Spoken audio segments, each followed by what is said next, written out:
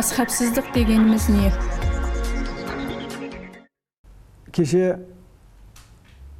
Конституциямызға дін және діни бірлестіктер туралы өзгеріс енгіздік қой. Өзгеріс енгізген кезімізде біз тарихи имам Азам Абу Ханифаның жолын мойындайтындығымызды, құрметтейтіндігімізді көрсеттік. Осыған не себеп болды? Ең бірінші себеп мазхабтарды жоққа шығару үдерісі белең алды бізде. Кімдер оны жоққа шығарған? Оны жоққа шығарған вахабизм. Өзі вахабизмнің өзі мазхабсыз мазхаб, төрт мазхаб мойындамайтын, жалпы мазхаб атаулыны мойындамайтын, өзінше бір бесінші мазхаб деп айтуымыз керек. Біз соған қарсы бүкіл Қазақстан өз қоғамында діни сана оянып, мазхабты қояйық, бүкіл мазхабтың бәрін жоққа шығарып жатыр деп, имам Азам Абу Ханифаның мазхабын қойдық.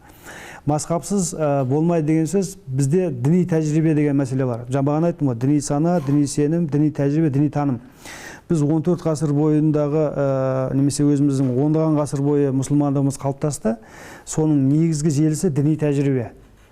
Ал діни тәжірибе ол сабақтастан тұрады. Біз имам Азам Абу Ханифаның, одан кейінгі матуриди ақидасының бүкіл шаблондарының барлығы қайталау деген сөз адат, қарасаң.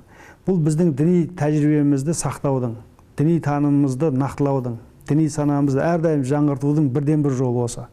Сондықтан мазхаб деп осыны айтамыз біз, жолымыз деп, біздің жолымыз деп. Бұл өте шарт біз үшін.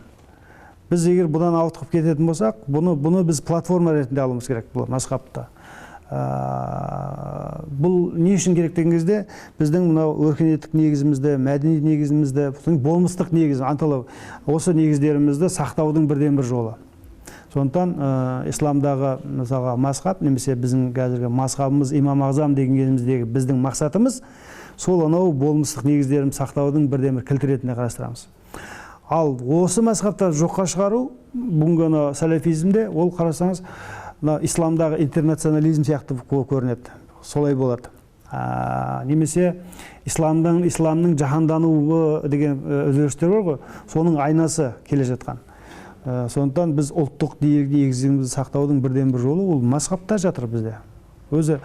Өзімізді сақтаудың инстинкті, қорғаудың инстинктінің барлығы ол біз тарихи тәжірибемізде жатыр. Сол тәжірибеміздің біреуі бұл имам Азам Абу Ханифаның фикхтық мазхабы, имам матуридидің ақида мазхабы. Осыларды біз ұстау арқылы ғана өзіміздің болмыстық ерекшелікті сақтап қаламыз. Онсыз мүмкін емес.